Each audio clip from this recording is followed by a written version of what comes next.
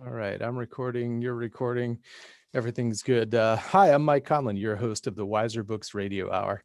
Today's guest is psychologist, author, teacher, and creator of Keeping Her Keys, her recent book, Entering Hecate's Garden, published in November of 2020. Welcome to the show, Cindy.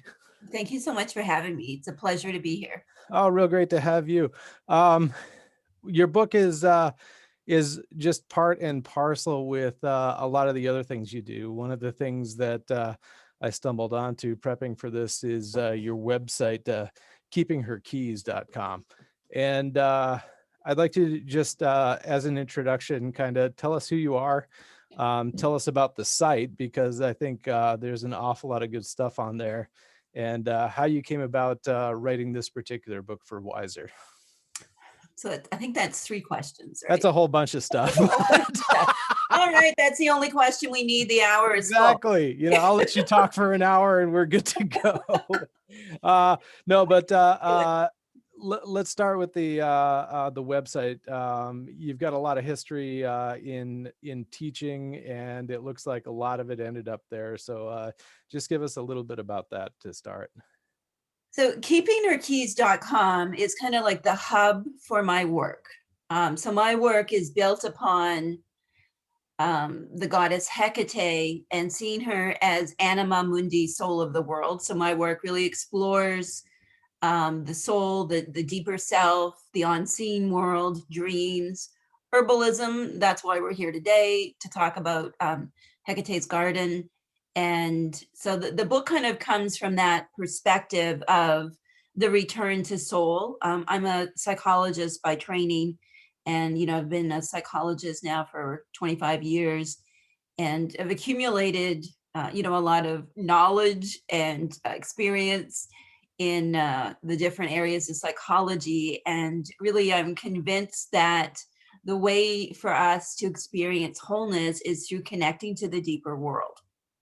And for me, as someone who kind of started off this life feeling very much like an outsider who was only home in nature, that herbalism and plants and the natural world has always been where I felt like I came back to my soul. Like there's that saying, right? Nature is my church.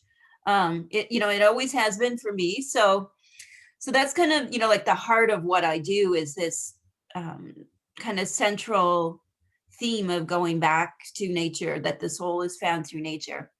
The website, keepingherkeys.com, anyone who comes to the website, they'll find free resources, because I do offer various audios of meditations and video trainings for free as part of my teaching and writing model, is to have some great free resources out there as well.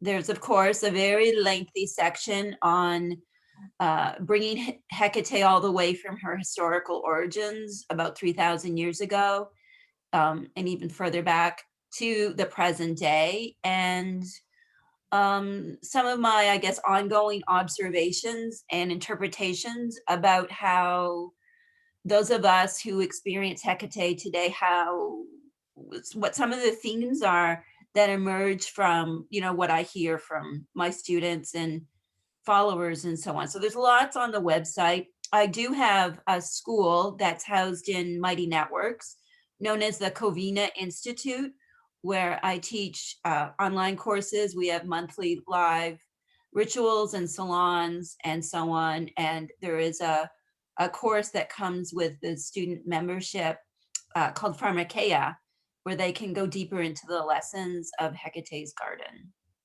Got it. So you mentioned that you are a psychologist, and that just from what I've gleaned off your website and what you've just described, you've kind of slid into this kind of niche of working with the natural world, working with the feminine goddess energies. And I'm wondering, do you still maintain kind of a traditional psychological practice that is divorced from what you do, or are you mainly getting a lot of people coming through seeking psychological advice and healing specifically because of your approach to it? When I kind of shifted full time about 3.5 years ago to what I do now. I made a decision to step away from kind of like traditional psychological approaches. I was working at a children and women's hospital and teaching at a university. So in order to kind of fully explore, goddess based spirituality and the archetype of the witch, there needed to be a fault line between those two. And I can certainly understand why it might seem a little weird what I do to some people who are in the more mainstream, so it's certainly not a judgment or anything. But now the private, I do maintain a few private clients that come to me for, I call them soul sessions, that incorporate everything that I do. Got it. So one thing, I mean, we'll get on with this and get into the book, Entering Hecate's Garden. But I think while I'm still kind of dwelling on the website, there's a wonderful resource on there. It's the Entering Hecate's Garden Companion Guide, which I think is marvelous. It's one thing to have a book in front of you. It's a whole other thing to have the author walking you through stuff. So it's a great resource for readers and any listeners who are interested. All right, so Entering Hecate's Garden, I know for a fact that while we were sitting around talking about acquiring this book on the publishing end of things, inevitably somebody says, Entering Hecate's Garden, what the heck is this? And we get to the subtitle, The Magic, Medicine, and Mystery of Plant Spirit Witchcraft. And I don't know if I'm remembering this correct, but I almost want to think that somebody said, why don't we just call it Plant Spirit Witchcraft? And your advocates here at Weiser said, oh, no, that is not what this is all about. The title is the title. Did that ever get back to you that a title change was suggested or might happen? There was some conversations around the title of the book. Right. And for me as the author, like my vision, like what this book wanted to be a Hecate's Garden. Like it wanted to be talking about plant spirit medicine from a very specific perspective, right? Based on an ancient myth with a story of where Medea and Jason, and they are in this garden, and it's referred to in some of the tellings of this myth. There's always different versions, right? These stories.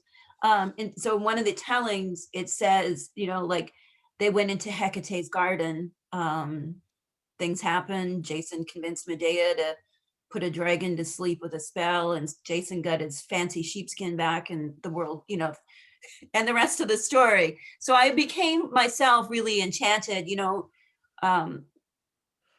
I don't know if maybe you've had experiences like this. You stumble across something in mythology or a great story, and it thrums, right? Like, and when I read that translation calling it Hecate's Garden, I thought, whoo, like there was that, whoo, that moment.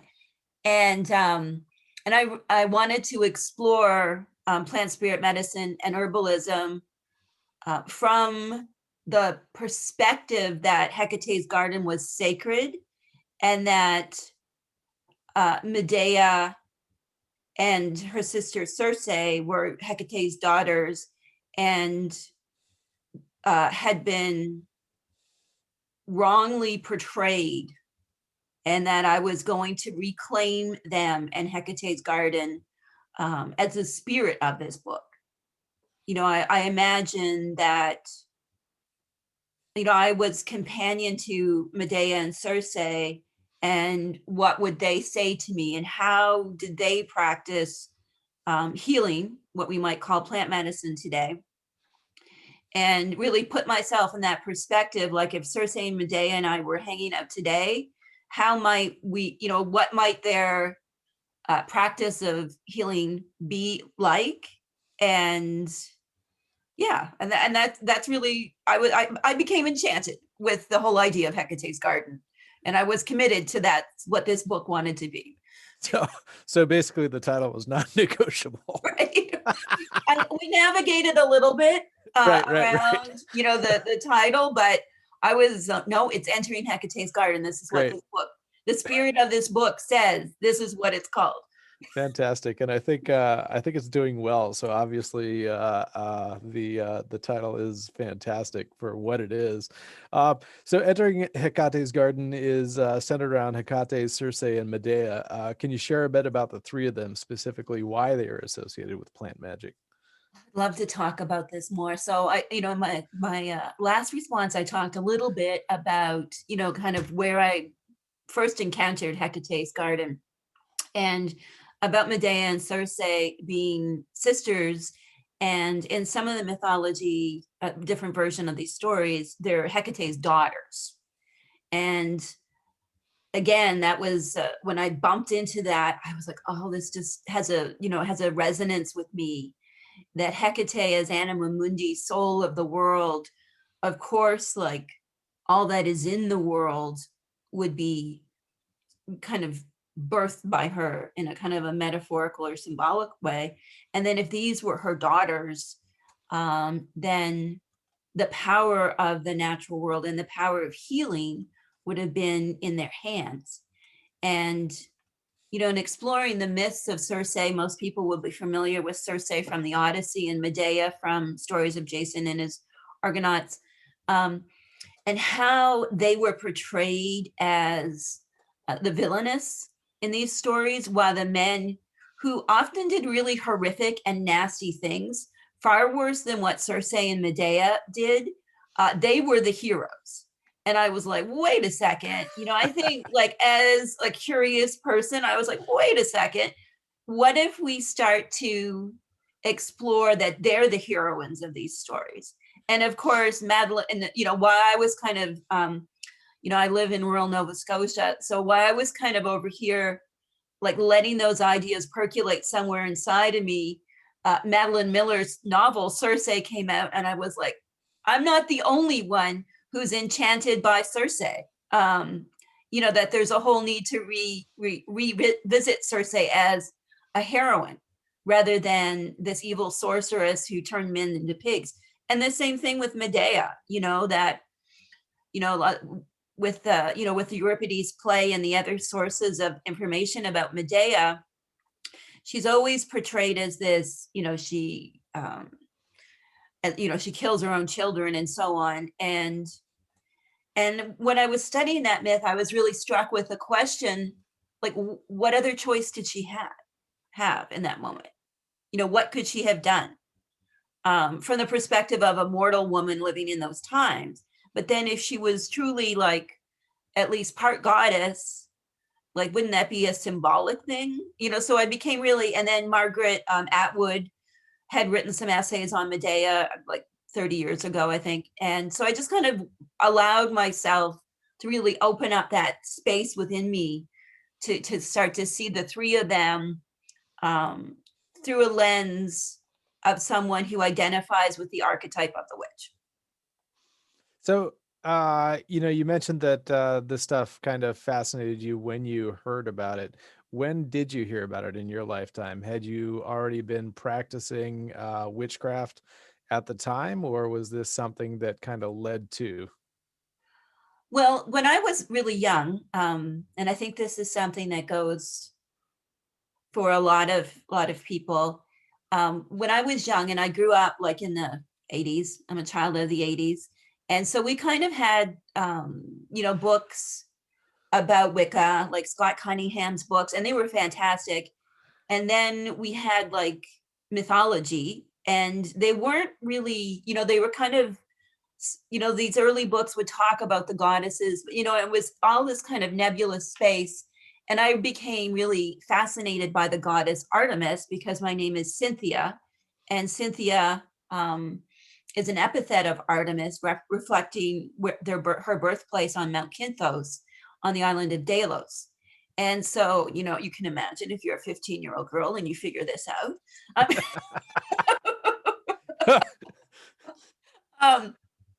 So that was like, so I kind of came in to loving mythology and loving goddesses before I knew there was a word beyond like herbalism for what I did, and then came into it as Wicca.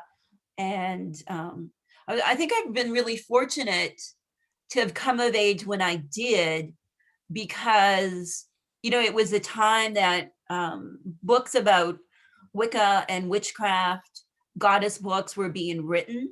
Right. So it was a really nice synchronicity, that there were some books about goddesses like, by like Demetra George and Jean Shinoda Boland that were very psychological. And then, of course, like we had the early Wicca books and magical herbalism, kind of, all these things kind of serendipitously were coming my way as I was growing up. And then, as I went to school to become a psychologist and so on, it was always really a huge part of my life. I don't think that answered your question exactly. There's really, I don't really see that there was a beginning point.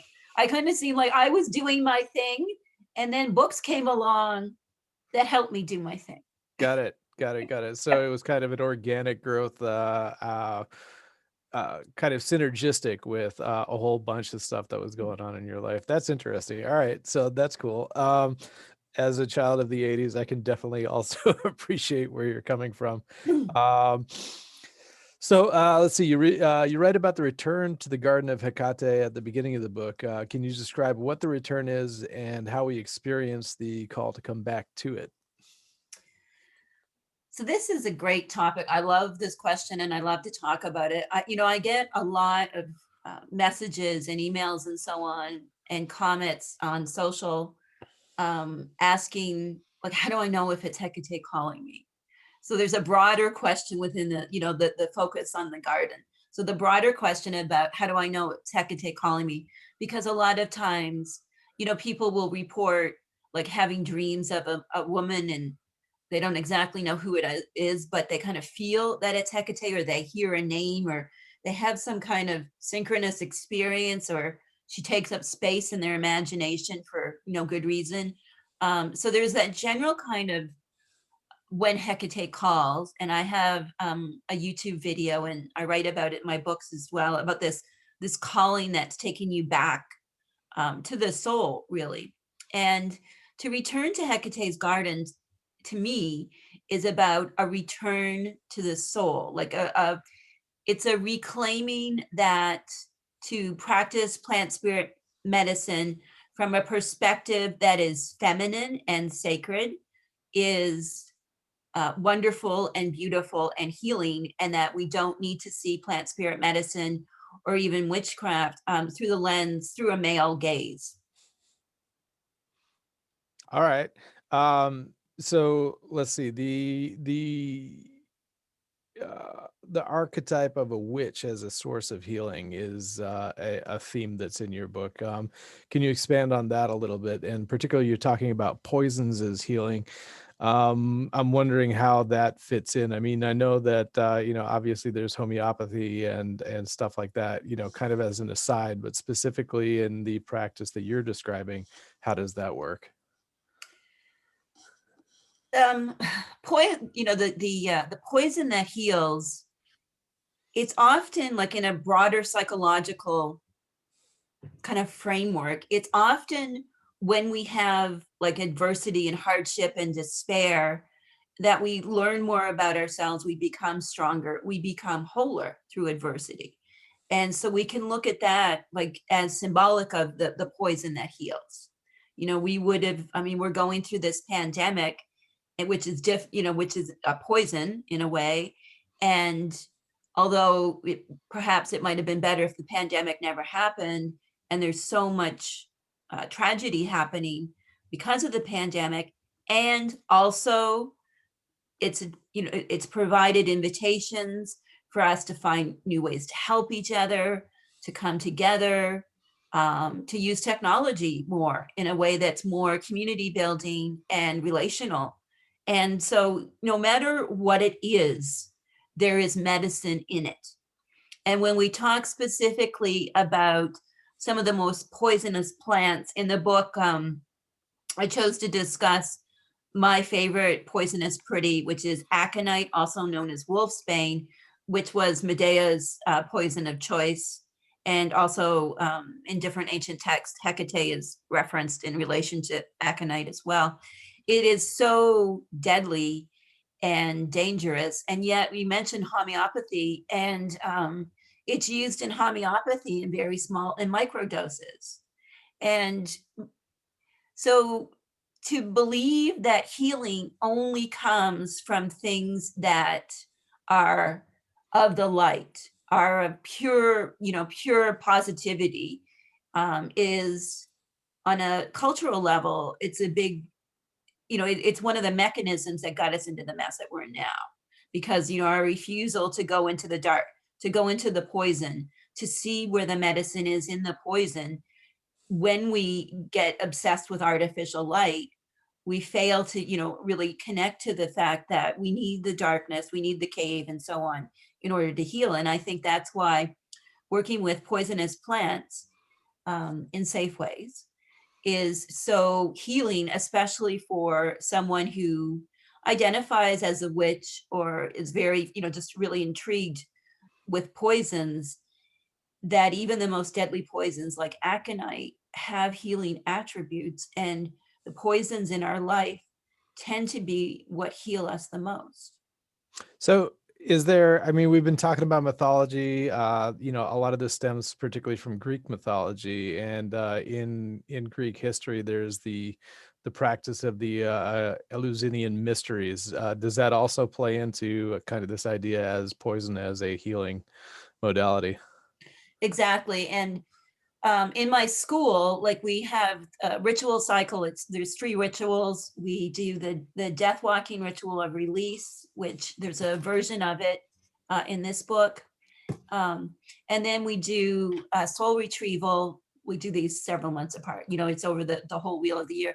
And then we finally do rebirth. So because there's so much medicine in the Eleusinian mysteries, so that ritual cycle, our rituals of the sacred cave, are based off of that cycle. So it's very kind of central to my work, although not covered in Hecate's garden and not covered in any of my books. It's something that we teach in the school.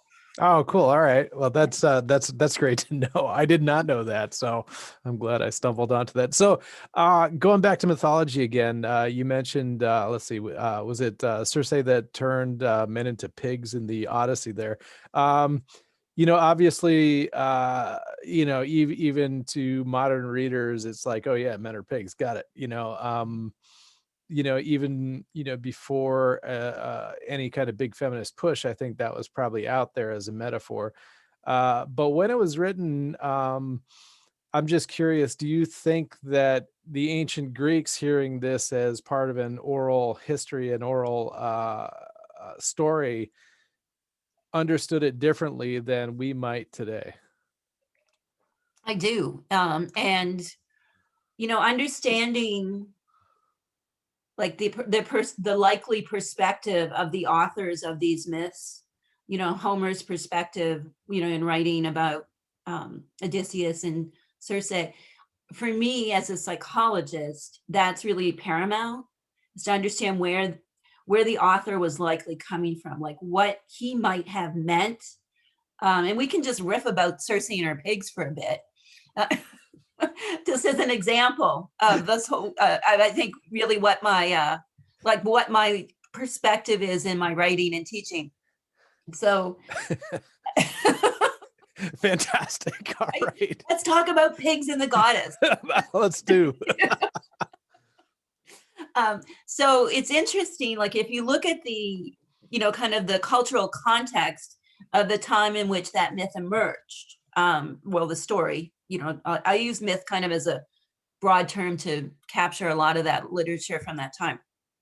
So when we look at that story, what might the men who recorded these stories, because it's coming from a male gaze, what might have they understood about goddesses in general, and what might they have believed about women, human women? Because Circe is interesting because, she's only half a goddess. She has the voice of a woman, but she's mostly eternal. And, she ends up getting stuck on that island of hers because the first guy she had a thing for tricked her, and he really liked this other girl. And then Circe kind of lost it when she figured this out, what was really going on. And then so she turned that other girl into a monster. If you want to reclaim that, then you say, well, the girl was already a monster for what she did, right? Like all of this game playing, it sounds like something, out of the TV show Pretty Little Liars or something. But Circe is vilified in that, and then she's exiled to this island. Now, and that's, if you haven't read Madeline Miller's novel, I highly recommend it. She does a much better job telling this story than I do. So, Circe's on this island. She may or may not have some nymphs hanging out. Usually even demigoddesses got a few nymphs here or there. And she's on the island by herself. She, as the original pharmaca, the first one who, within the culture of the Greeks, used plants for healing. This is like in the story that she used it as a pharmaca, because pharmaca means basically the combination of healing and magic with plants. I know it means something super different today, but that's what it meant to the Greeks. So here she is in our island, figuring out what to do with her plants, etc. Lonely, and meanwhile, this boat full of soldiers show up, right? Like, I mean, if a boat full of soldiers, I live on the coast. Let me tell you, if a boat full of soldiers like showed up on my shore, I don't think I'd be overly happy to see them. No. Even in the best circumstances. But they didn't come with the best of intentions, right? Like they wanted to violate her and her island. They weren't being like, hey, Circe, how can we help? It was the opposite. And so famously, she did this spell which turned men into pigs. From my perspective, and like you said, in the 21st century, we have this idea of predatory men being pigs, right? So we call, like when this whole Me Too movement broke out in France, for example, the movement, I think, was called in English, show me your pork, or clean up your pork. I think it was called blanche ton porc in France. I think something like that. So literally clean up your pork. So we have this whole modern lens, but to Homer, what was happening was that the goddess had always been associated with pigs, like back back to Magna Mater days and before. You can see statues of Demeter with pigs, for example, and there's lots of pigs in that area. There's lots of images of the goddess and pigs being sacrificed to the goddess. In the Eleusinian mysteries, I believe the first stage, which we call the death walking ritual, the sacrifice was a pig. So there's this sacred feminine, and pigs go together, and pigs are important because they are fertile and they're chthonic, they love the earth, and they're all these things. And so pigs had been elevated in earlier cultures. And when the Hebrews faith got started, they separated pigs from the goddess when they brought in Yahweh. So there was this like cultural phenomenon in that area where, as patriarchy became more entrenched, specifically around limiting powers of goddesses, the pig became something dirty and reviled as opposed to sacred and venerated. So it's really, really, there's a lot of history. And, Homer sitting there with his tablet, he was living in this time when the idea of Magna Mater, like the all-mother goddess, was really being shifted, right? That there was this idea, Zeus and, like all these things were happening. And so for her to turn men into pigs could have potentially, been about, it could have been an elevation of her to a goddess. Look, she's got pigs. Or it could have been about, look, dirty swine. She's not really a goddess, because if she was a goddess, the pigs would be her symbol. So there's a complicated thing. If anyone is interested in this business that I'm kind of rambling on about, we haven't lost everybody in my riff about goddesses and pigs. There's a really fantastic book called The Goddess versus the Alphabet. There's another book about pigs being sacred to the goddess. I think it's called Zoologies. So yes, Would you like more sources on No, pigs and goddess we'll let readers do that for themselves. But it's interesting about the split between Yahweh and the pigs being labeled as unclean, because on one hand, it's like, were they definitely considered unclean, or was it like, hey, don't eat the pigs because, watch out? There may be something more to this that we just don't want to tell the hoi polloi, so they're unclean. I don't know. Anyway, getting back to the book, this is great. I love this. I love these tangents. This is so much fun. I love riffing on stuff like this. You mentioned death walking, and when you get into the healing power of plant spirits, tell me about the formulations that you can get into, and specifically the one that you mentioned in your book, death walking oil. So the book, I try to select things that are practical, easy to do, plants that are everywhere, mostly in North America. I really wanted to use a North American lens because not all of us want to like order things, exotic plants these days. So I try to include some things that are more accessible. And there's different formulations kind of for a little bit of a sample. This is like a sampler, it's not it's something for everyone, I hope. And death walking oil is the I would say the foundational oil, certainly in my school. All of my students usually make it in the fall before we start the first cycle or the first station of our rituals of the sacred cave. And we call it oleum spirita. I like to give things Latin names. And so it's in the book with a short DIY version of the death walking ritual of release. So death walking, I started calling it this a few years ago. It's just in exploring and learning about, I've been studying shamanism, and certainly the practices that I teach are deeply influenced by what we could call modern shamanism. I know some people have a problem with the word, but just so we have a common vocabulary, I'll call it modern shamanism. That I wanted to do, to start writing about how to make herbal formulations that were useful when we were doing journeying into the deeper world, and that were based on the idea of bringing death to what no longer serves, both in a psychological sense and also in a deeper sense.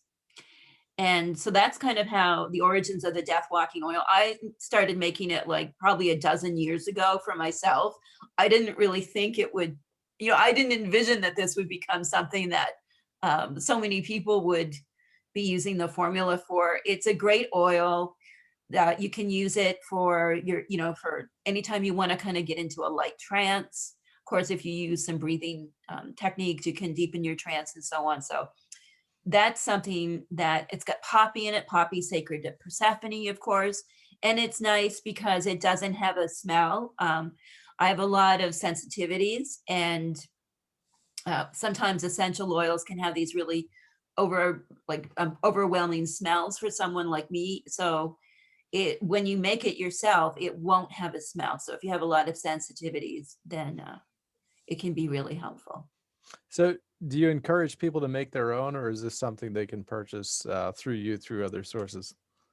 I do not sell any packaged botanicals, and let's be clear, because clear is kind. I know people are selling recipes from the book now, and I don't endorse any of those things. For me, I'm writing about pharmakeia. I'm writing about the practice of plant spirit witchcraft. I'm not writing about following someone else's formula and then using it. To me, that's a whole different thing that I'm not talking about. Got it. I'm not saying that it's wrong. I'm not talking about that. I am talking about practicing plant spirit medicine, which for it to become a deep and meaningful relationship that does attune you to Hecate and Circe and Medea, and that whole the whole wonderful archetype of the witch, you gotta do it yourself, period. That's my perspective, and it can be really simple.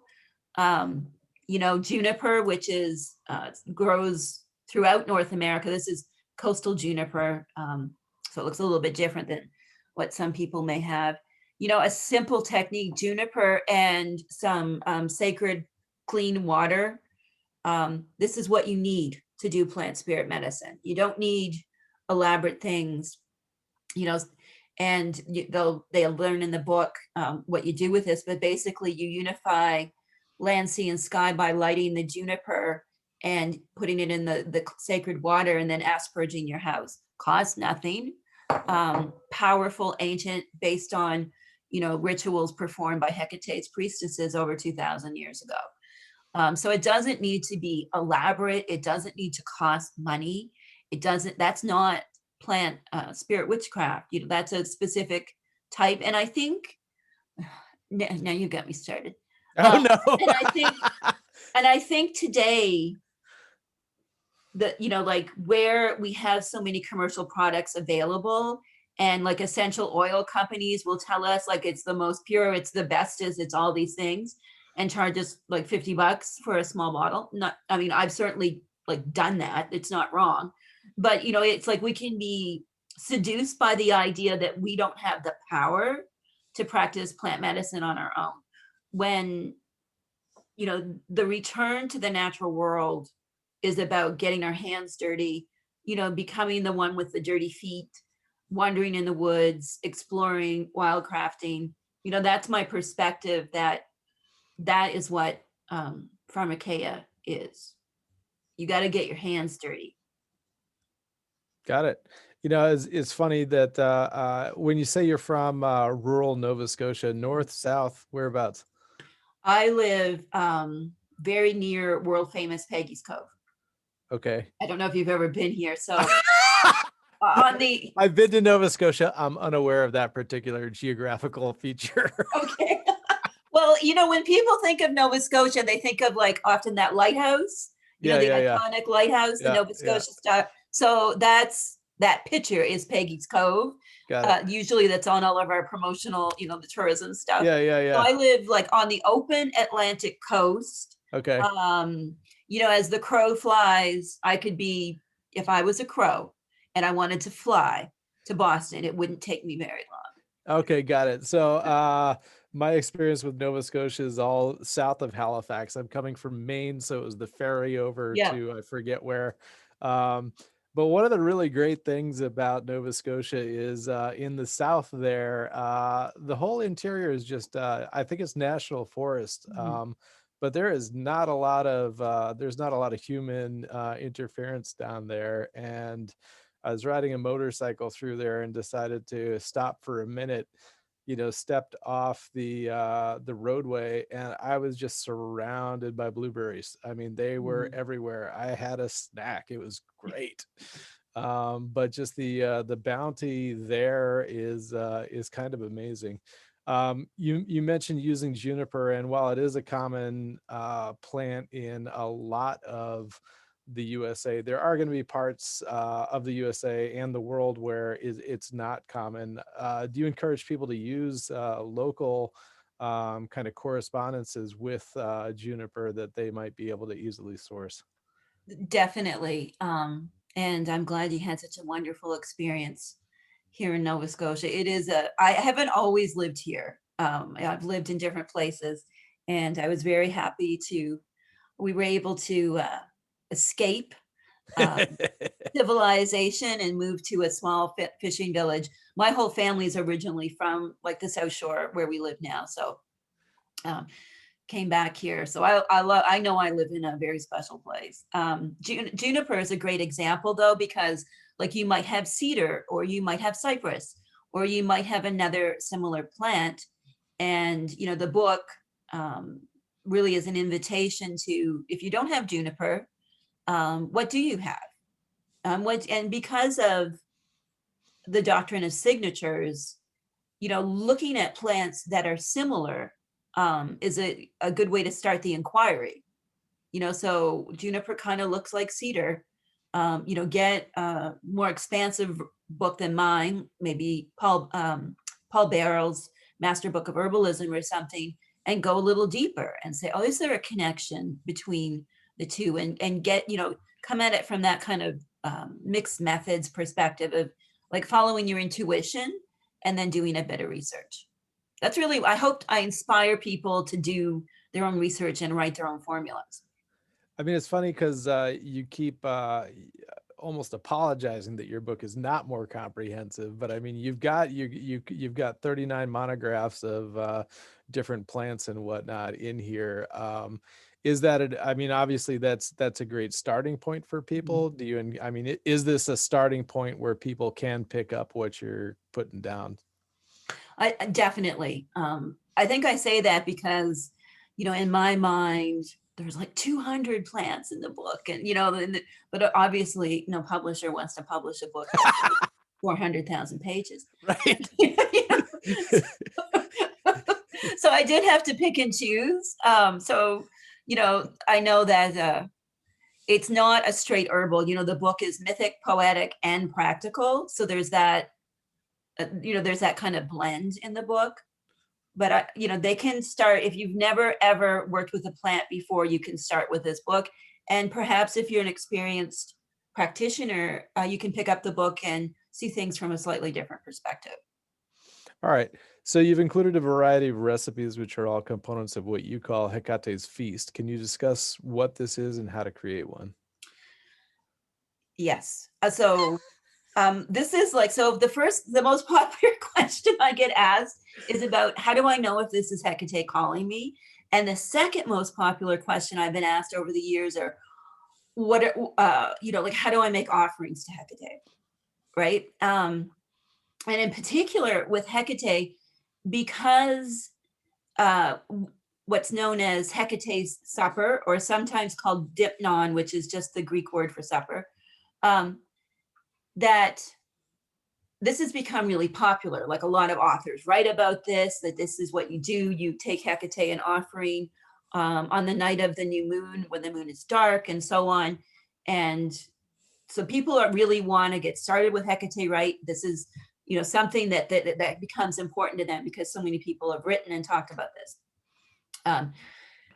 So a lot of people see this as offerings, they just make something for Hecate. They leave it at a triple crossroads, hopefully stop to connect and, enter into the kind of energy of what they're doing and the energy of the goddess in that moment.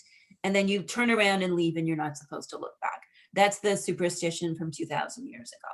So we get into this has become a modern practice for honoring Hecate, and the historical context and meaning of it. There's been a little bit of a separation between what the ancients were actually symbolically doing and how we do things today.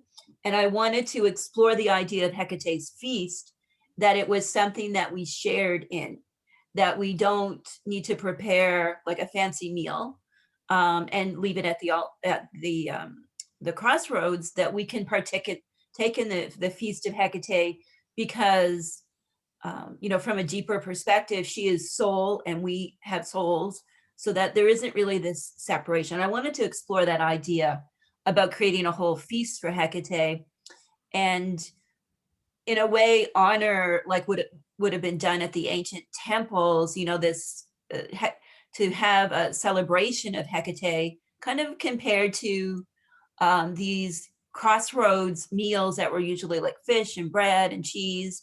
And we're left there by people who were not necessarily like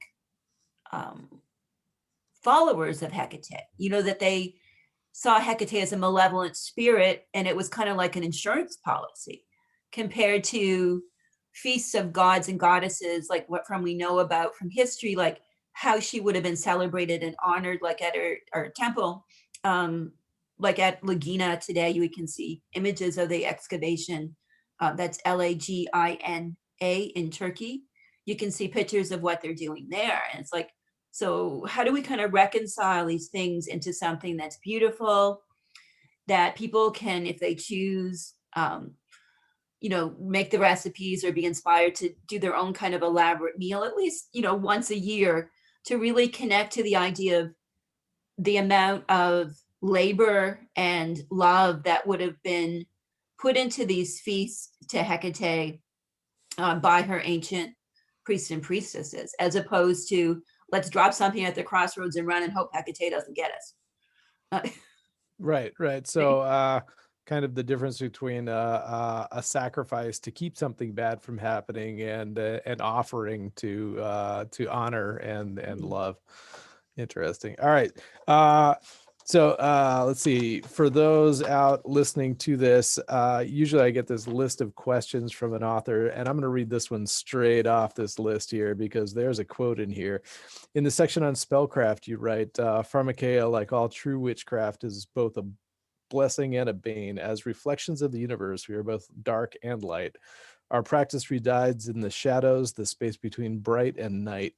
We reside at the crossroads between the spiritual splendor of Hecate's garden and the material world.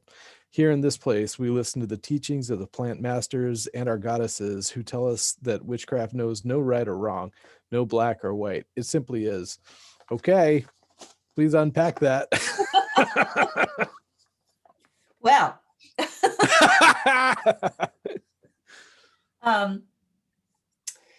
I think, so the one of the key kind of messages of the book is about reclaiming the word, the root word pharma, to mean something beyond what we think of it, of big pharma today. That pharma has this roots in plant medicine that is healing and magical. So that's a big part of what I'm offering the reader in this book. And then I really wanted to explore that witchcraft is not light or dark. It is something magic, from the type of magic that I practice, which is based on plant spirits, that it exists. The world is enchanted in a kind of a larger perspective, and how we interact with that is really something about our own free will and our own choices. And for me, one of the things that I've kind of observed, I guess, over the last 30 years of watching Wicca and witchcraft become more popular, is this really interesting discussion about white witchcraft, which always makes me think of the Wizard of Oz. Like whenever people talk about white witchcraft and dark witchcraft, you know what I mean? Like, sure, we're going to be a good witch. And I wanted to explore that and offer this idea to readers to see it as neither, to not polarize witchcraft. Witchcraft and all forms of plant medicine are inherently about liminality, about both and neither and both. And also, they're about standing in a space between, because plants are physical like we are, and they're also soulful. That they have this deeper meaning than what can be seen by the eye. And I think when we start to put like these really problematic labels of, white and black on anything that we do, and seeing black as negative, dangerous, spooky, sinful from the Christian lens, that we're really falling into a bigger debate about the meaning of color in our society. And we don't need to do that. Witches and those who are curious about plant medicine, I think we're all inherently really clever and can hold space for things being more than polarized opposites. Does that answer my question? Yeah. Does that answer your question? Well, I certainly hope it does. No, I understand that. Yeah. It does. It kind of expands on what you're talking about. It occurs to me that it's probably a question that can't be answered with a yes or no answer. No black or white in this one. So let's see. On one end, you've got a practitioner who has kind of gotten invested into your system or their own system, which leans heavily on yours, who can be considered an initiated pharmaca. what does that entail? Is that something specific to the Kavina school or your teachings, or is that something that somebody can come to outside of all that? I think this is something that anyone who goes deep into plant spirit witchcraft can claim for themselves. Central in my teachings, like my books and in the courses I teach, is that initiation is something that we bestow upon ourselves. That we do, whether it's a kind of a spontaneous initiation or a psychological initiation, a ritual initiation, or if we believe that through study and practice we've reached a certain level of competency that we can claim, the title of pharmaca, for example, and that it is about having a deep communion with plant spirits. And I think it's something that when the time is right, the wise practitioner will be able to claim that title for themselves. All right. And on the other end of it, there's if somebody is completely new to working with plant spirits, how do they get started? In the book and in the school, we call those just embarking on their journey Nissa, which is another ancient term that was used widely in the ancient Mediterranean. That means like beginner, milestone, turning point. Nissa, if you're familiar with like those chariot races, they would have markers, and they were called a derivative of Nissa. So it's that energy of beginning. So if you are a Nissa, if you are enthusiastic and going into this, I think there's so many different ways of going about this. For me, there's an exercise in the book. I talk about meeting the wild pharmacoi, and to go out into a park and just drop, and there's so many different teachings on this, just drop kind of like your ideas about plants and just relax into the energy of wherever you are and follow what resonates with you and pick something, sit with it, learn from it. That's one, that's kind of like, for me, that's the basic, is just reconnect to plants. And then if they wanted to get started with what we might call herbalism, to look at themselves and think at, what are some of the areas in their own life that they want to improve, and choose a plant that is really safe to use. I have some yarrow here, which is usually safe for most people, and you'll find the contraindications in the book too. So yarrow is a great one to start with. It's the all heal. It has a lot of mythological origins, so there's that kind of interesting level added to it. Start to make tea, make some dandelion root tea, and to see it as more than just a beverage that soothes your sore throat or something. See it as more. See it as representative of medicine that is connected to archetypes. It's connected to elements and the zodiac and planets, and it is part of something, this beautiful web that is so much more than just seeing anything we consume as merely something that we eat to get nutrients from. Perfect. Cindy, we're approaching an hour into our interview, so unfortunately, I'm going to close this out. But before we go, I want to give you an opportunity to let people know where they can find out more about you, your website, any social media, any places where you can contribute. So the website, keepingherkeys.com, and on social, on Pinterest and Instagram and Facebook, Keeping Her Keys. If people are interested in applying to join my school, they can learn more by going to the website, or they can go directly to the app itself, which is the members.covinainstitute.com, COVINA. And those are the places that they can find me. Perfect. Cindy, thanks so much. It's been really wonderful talking with you, ranging from juniper to pigs to Nova Scotia, and a little bit of your new book, Entering Hecate's Garden, as well. Thank you so much. All right. Thank you.